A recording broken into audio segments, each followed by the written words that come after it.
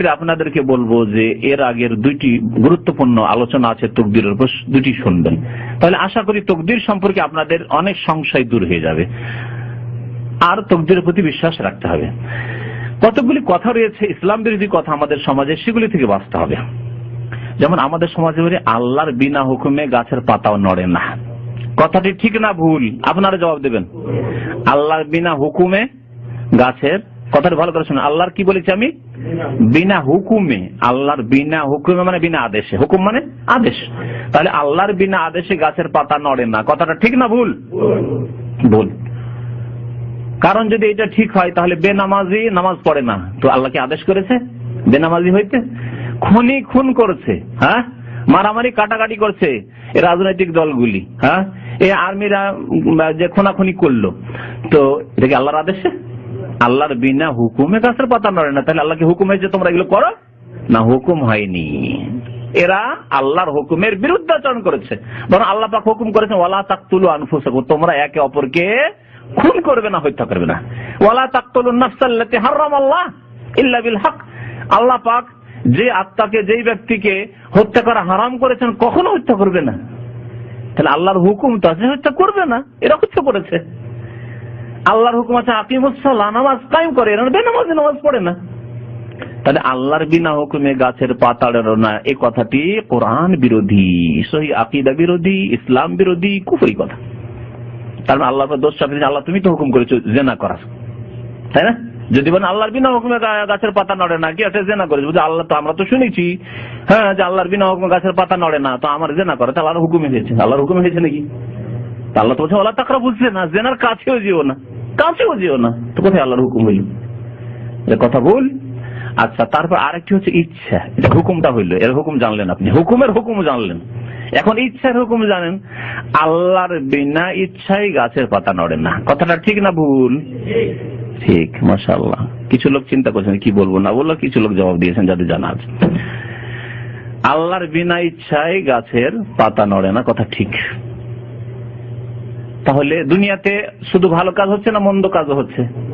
মন্দ কাজও হচ্ছে, মন্দ কাজও হচ্ছে, ভালো কাজও হচ্ছে। তাহলে দুনিয়াতে ভালো কাজ হচ্ছে আল্লাহর ইচ্ছাতে, আল্লাহর হুকুমে নয়, আল্লাহর ইচ্ছাতে। আল্লাহর হুকুম অবশ্য ভালো কাজের আছে। তো ভালো কাজের ক্ষেত্রে এই কথা বলা যাবে যে ভালো কাজের ক্ষেত্রে আল্লাহর হুকুম আদেশও আছে এবং আল্লাহর ইচ্ছাও আছে। আর মন্দ কাজের ক্ষেত্রে, হ্যাঁ, আল্লাহর হুকুম নাই, মন্দ কাজের আল্লাহ হুকুম করেননি, আদেশ করেননি, তবে আল্লাহ পাকের ইচ্ছা আছে না নেই এটা প্রশ্ন। মন্দ কাজের আল্লাহর ইচ্ছা আছে না নেই? আছে, এটা জবাব দিতে হবে, কারণ এটা তাকদীরের বিষয়। কারণ তাকদীরের ক্ষেত্রে একটি স্তর, চারটি স্তর বলেছি তাকদীরের, আবার এই বক্তব্যটা শুনবেন। একটি স্তর হচ্ছে যে আল্লাহর ইচ্ছা, মাশিয়াত, ইরাদা।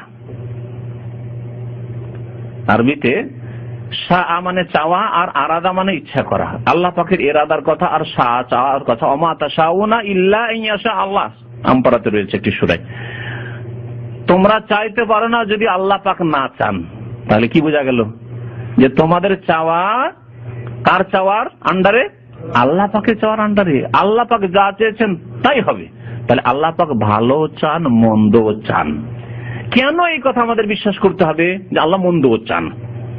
কারণ যদি বলেন, এখন শুনে ভালো করে, যে না আল্লাহ মন্দটা চান না, দুনিয়াতে শুধু ভালো চান, তাহলে আল্লাহ পাক রব্বুল আলামিন মন্দ চান না, মানে মন্দ হইতে দিতে চান না, হচ্ছে কি করে? তার গায়ের জোরে হয়ে যাচ্ছে। ভালো করে সূক্ষ্ম কথা, কারণ তাকদীর হচ্ছে সূক্ষ্ম বিষয়, বুঝতে হবে। যদি বলেন যে না আল্লাহ মন্দ চান না, তাহলে পৃথিবীতে মন্দ কাজ হচ্ছে না? হচ্ছে না? খুন হচ্ছে। আল্লাহ চান না, তাহলে আল্লাহর চাওয়ার বিরুদ্ধে হয়ে যাচ্ছে, হ্যাঁ, আল্লাহর ইচ্ছার বিরুদ্ধে হয়ে যাচ্ছে। ইচ্ছার বিরুদ্ধে যদি কোনো কাজ হয়, যার ইচ্ছার বিরুদ্ধে কাজ হয়ে যাচ্ছে অথচ তিনি চান না, তাহলে তিনি অপারগ কিনা বলেন? আপনাকে আপনার পরিবারের দিচ্ছি, একটা উদাহরণ দিচ্ছি। আপনার ইচ্ছা যে আপনার স্ত্রী পর্দা করুক আর আপনার ছেলে নামাজ পড়ুক, সাবালক হয়েছে, যদিও ইংলিশ মিডিয়াম পড়াশোনা করে, কিন্তু আপনি একজন মুসলিম নামাজি মানুষ, আপনার স্ত্রী পর্দা করুক, বোরকা পড়ুক, আর 5 ওয়াক্ত ঠিকভাবে নামাজ পড়ুক ওয়াক্ত মোতাবেক, আর আপনার ছেলেরা নামাজি হোক। আর ফিল্ম টিলিম যাতে আপনার বাড়িতে না দেখে। টিভি যদি দিয়েও থাকেন, বলেছেন যে শুধু খবরটা শুনবে, অনেকে আছেন এরকম, টিভি দিয়েছেন, কিন্তু আপনার ইচ্ছার বিরুদ্ধে হচ্ছে, আপনার স্ত্রী পর্দা করে না ঠিকভাবে, পর্দা করলে চেহারা খুলে যায়, আধা পর্দা। আপনার ছেলে নামাজ পড়ে না ঠিকভাবে, মাঝে মাঝে পড়ে, মাঝে মাঝে ছেড়ে দেয়। তারপরে বলেছেন যে খবরদার ইন্টারনেট খুলবে না, হয়তো ইন্টারনেট আছে, ইন্টারনেট খুলবে না তোমরা, আর খুললেও খুব জরুরি যেটা সেটা, কিন্তু না, ও ইন্টারনেটের অবৈধ সাইটে ঢুকে।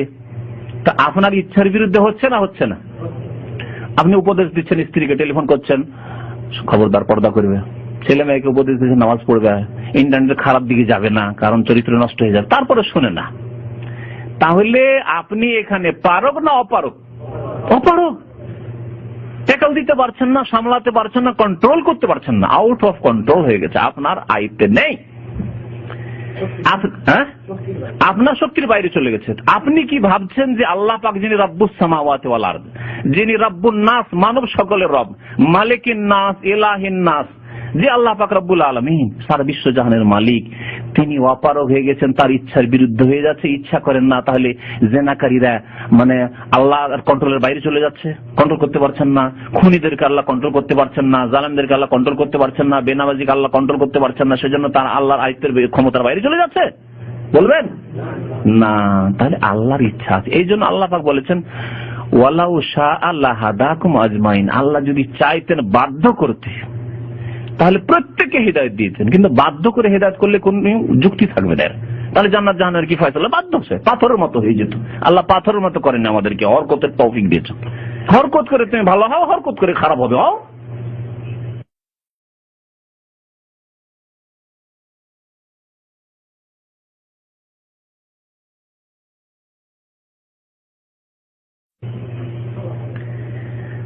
আল্লাহ পাকের ইচ্ছার কথা তাহলে ভালো মন্দ উভয়ের ক্ষেত্রে বলবেন, না হইলে সমস্যা সৃষ্টি হবে তখন কুফরির। আল্লাহ পাক তাহলে অসহায় হয়ে পড়েছেন, সামলাতে পারছেন না আল্লাহ পাক, বুঝা গেছে।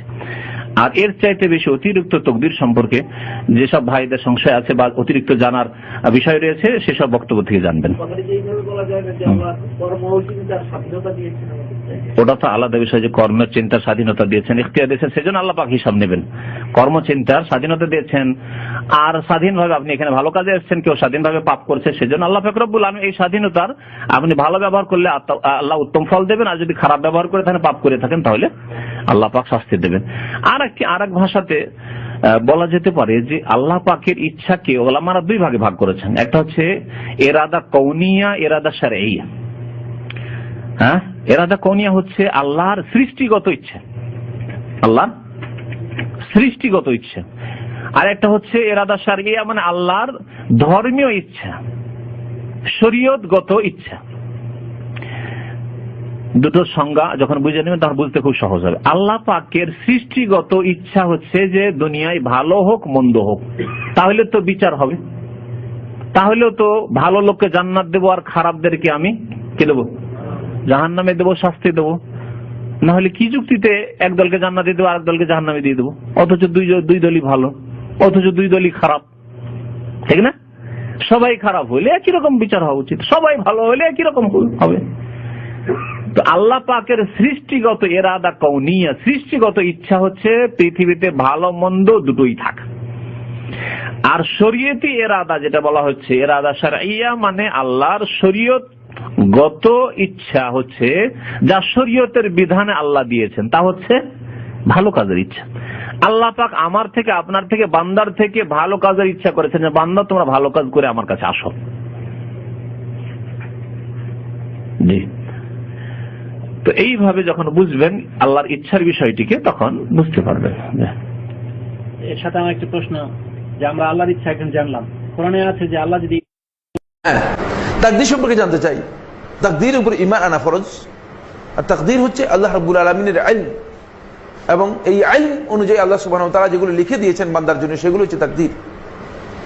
বুঝতে পেরেছেন? তাকদীরের অর্থ এই নয়, খুব সূক্ষ্ম কথা বলছি, তাকদীরের অর্থ এই নয় যে আল্লাহ রাব্বুল আলামিন মানে লিখেছেন, বান্দা সেই লিখা দেখে দেখে কাজ করতেছেন, ব্যাপারটি এমন নয়। বরং বান্দা তার কাজ করতেছেন তার ইখতিয়ার দিয়ে, আল্লাহ সুবহানাহু ওয়া তাআলা যেহেতু জানেন সেহেতু লিখেছেন। বুঝে আসছে? বান্দা ওই লেখা দেখে দেখে আল্লাহর নির্দেশ অনুযায়ী সেই কাজ করার জন্য মূলত এটা লিখে দেন নাই। সুতরাং এই তাকদীর দোয়ার মাধ্যমে পরিবর্তন হয়, তাকদীর দোয়ার মাধ্যমে পরিবর্তন হয়। রাসূলুল্লাহ সাল্লাল্লাহু আলাইহি ওয়াসাল্লাম হাদিস সাব্যস্ত হয়েছে সাওবান রাদিয়াল্লাহু তাআলা থেকে বর্ণিত হাদিসের মধ্যে রাসূলুল্লাহ সাল্লাল্লাহু আলাইহি ওয়াসাল্লাম বলেছেন, লা ইয়ারদুল কদর ইল্লা দুআ, দোয়ার মাধ্যমে তাকদীরের পরিবর্তন হয়ে থাকে। তাই তাকদীর পরিবর্তনের জন্য আমাদেরকে দোয়াও করতে হবে।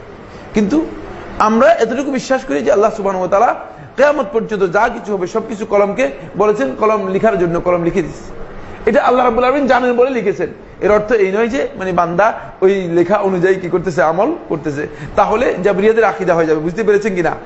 এই জন্য তাকদীরকে কোনো যুগে দলিল হিসেবে পেশ করার কোনো সুযোগ নেই। বুঝে আসছে কিনা? কোন বান্দা তাকদীরকে তার মুসিবতের জন্য, বিপদ আপদের জন্য দলিল হিসেবে পেশ করা বান্দার জন্য জায়েজ নেই।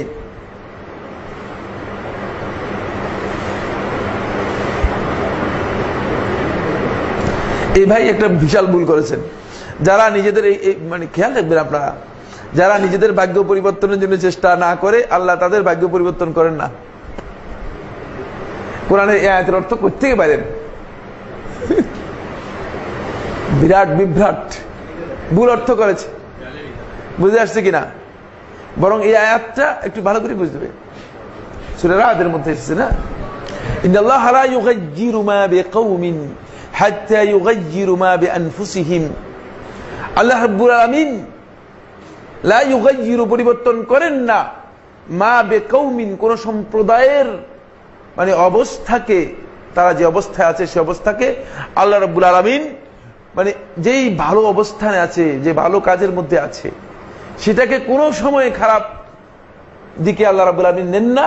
হাত্তা ইউগাইয়িরু মা বিআনফুসিহিম, যতক্ষণ পর্যন্ত তারা নিজেদের আমলের মাধ্যমে সেটাকে পরিবর্তন করে খারাপের দিকে নিয়ে যায়।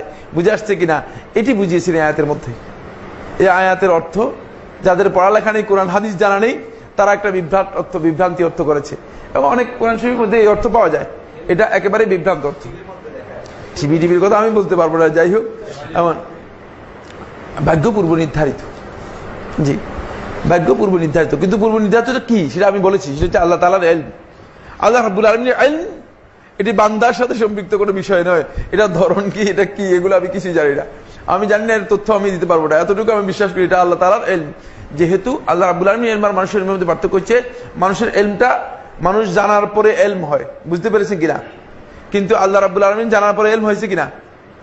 সুতরাং আপনি বুঝতে পেরেছেন তো, আল্লাহ রাব্বুল আলামিনের ইলমটা, মানুষের ইলমটা মানুষ বর্তমানের ইলম নিতে পারে, কিন্তু ভবিষ্যতে কোনো ইলম মানুষের আছে কিনা? কিন্তু আল্লাহ রাব্বুল আলামিনের ইলম হচ্ছে জানার পরে নয়। ইলমটা আল্লাহ রাব্বুল আলামিনের জাতের সাথে সম্পৃক্ত, তার সিফাত, এবং এই ইলমটা কিয়ামত পর্যন্ত মাখলুকাতের কি হবে না হবে সব বিষয় এট ওয়ান্স, একসাথে তিনি জানেন। বুঝতে পেরেছেন?